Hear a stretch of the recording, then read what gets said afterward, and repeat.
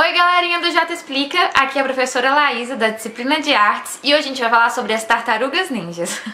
É exatamente isso que você escutou mesmo, as tartarugas ninjas. Na verdade, sobre o nome delas, que foi inspirado nos 4 principais artistas do Renascimento. Então, antes disso, eu quero que você pare esse vídeo e vai assistir a aula da professora Jota de História que ela fala sobre o Renascimento. Porque a gente não vai entrar em detalhes sobre o momento histórico, e sim sobre esses artistas para que você consiga identificar quais as características das obras deles. O Renascimento é um dos mais importantes movimentos da arte até hoje porque ele traz a tal arte acadêmica que conhecemos ainda hoje. E ele trouxe todas essas noções de profundidade, de esfumato, que é um realismo na pintura que você não consegue ver o contorno dela. Também foi muito importante para a gente ter as noções de perspectivas que temos até hoje. Não diferente da arte medieval, ela ainda fala muito sobre religião e coloca Deus como centro do universo. Ela coloca o homem como a melhor e mais maravilhosa criatura de Deus. Começa a ser um pouco mais racional, mas glorifica a imagem humana. A gente vai ver isso bastante nas pinturas e nas esculturas. Vamos começar com Michelangelo Buonarroti. Ele nasceu em 1475 e morreu em 1564. Ele foi o maior contribuinte para elevar o status da atividade artística e começou a explorar os seus talentos com apenas 13 anos. Ele acreditava que a criatividade era uma inspiração divina, e seus admiradores referiam-se a ele como o Divino Michelangelo. Entre 1508 e 1512, ele trabalhou na pintura do teto da Capela Sistina no Vaticano. Dentre tantas pinturas na capela, a que mais se destaca é a Criação do Homem ou Criação de Adão, e o afresco O Juízo Final, que foi concluído 29 anos depois da pintura do teto. E essa pintura impressiona pela atmosfera sinistra. Além de pintor, Michelangelo também era escultor. Em 1492, concluiu sua primeira escultura, chamada Madonna da Escada.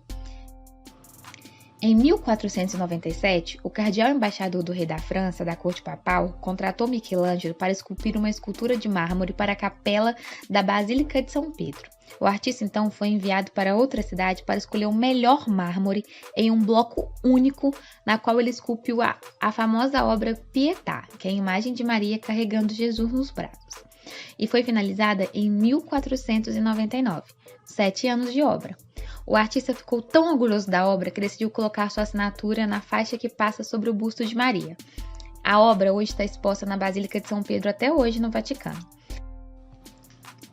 Durante anos e até atualmente, essa obra serviu como inspiração para vários outros artistas que fizeram releituras dela.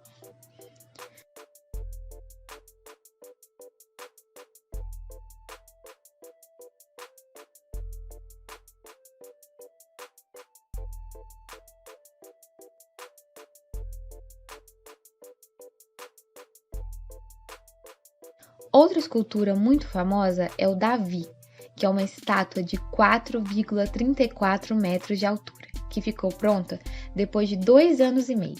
Hoje, ela está exposta em Florença, na Itália. Eu vou colocar uma foto para vocês terem a noção do tamanho dessa obra. Essas foram só algumas, mas eles têm várias outras obras incríveis. Agora vamos falar de Rafael Sanzio, que nasceu em 1483 e morreu em 1520. Entre as figuras da Alta Renascença, ele foi eleito o mais popular. O contemporâneo chamado Vasari, que foi um dos primeiros historiadores da arte, afirmou que Rafael era tão amável e bondoso que até os animais o amavam. O pai de Rafael era um pintor menor e ensinou o filho bem precocemente os rudimentos da pintura. Aos 17 anos, Rafael já era considerado um mestre independente. E aos 26 anos, ele foi chamado a Roma pelo Papa para decorar os aposentos do Vaticano.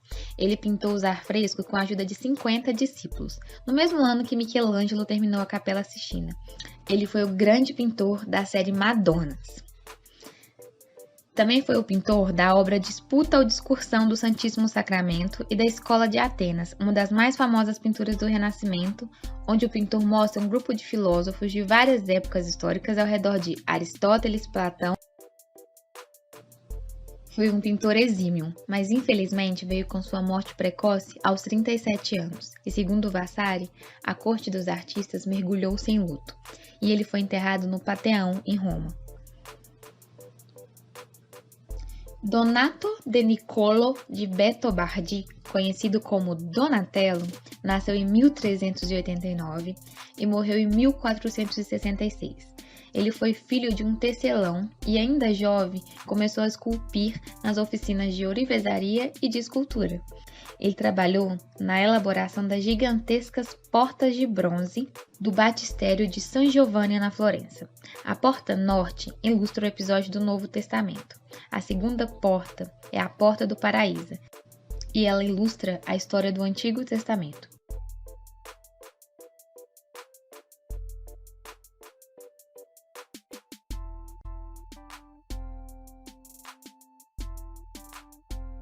Como todo escultor renascentista, Donatello dedicou-se à representação de pessoas e principalmente de santos católicos.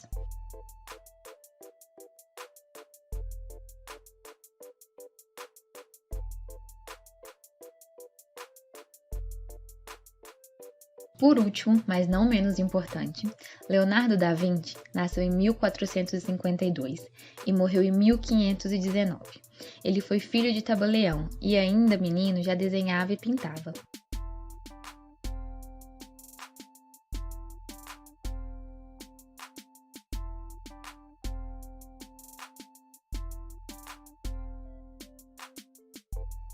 Trabalhou para figuras importantes como o governador de Florença da época. Entre 1482 e 1499, ele viveu em Milão, onde era protegido pelo Duque de Milão, para quem pintou o afresco A Última Ceia, para o mosteiro de Santa Maria della Grazie. É uma foto original da obra e uma suposta restauração de como ela seria mesmo, na época. Prestou também serviços para o Duque como arquiteto e engenheiro, além de pintar. É dessa época que também veio a obra O Homem Vitruviano, que ele falava sobre noções geométricas e anatomia. Em 1503, realiza o que seria sua grande obra, a Mona Lisa.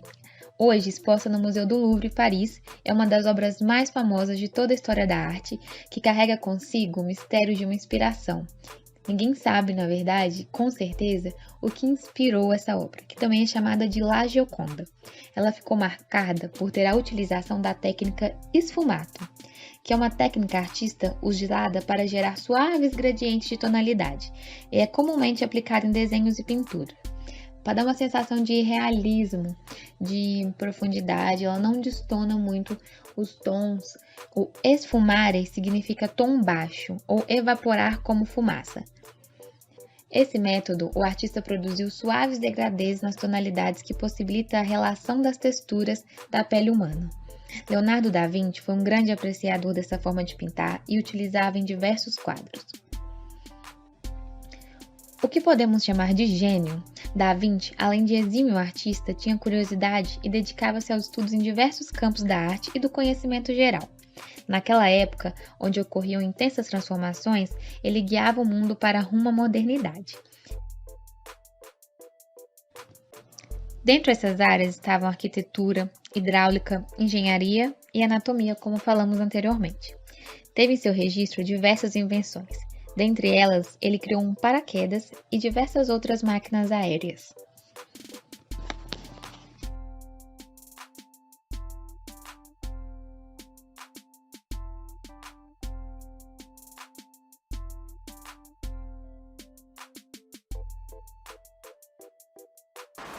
Eu espero que vocês tenham conseguido entender as características e conseguir identificar o que tem um artista que também tem outro, para conseguir formar os contextos do Renascimento. Existiram mais outros grandes artistas no Renascimento, mas eu quis dar enfoque nesses quatro, que são os pilares, para que você consiga identificar mesmo o tipo de obra. A partir disso, qualquer outro tipo de obra que você vê de outros artistas, você vai conseguir falar, esse artista é renascentista.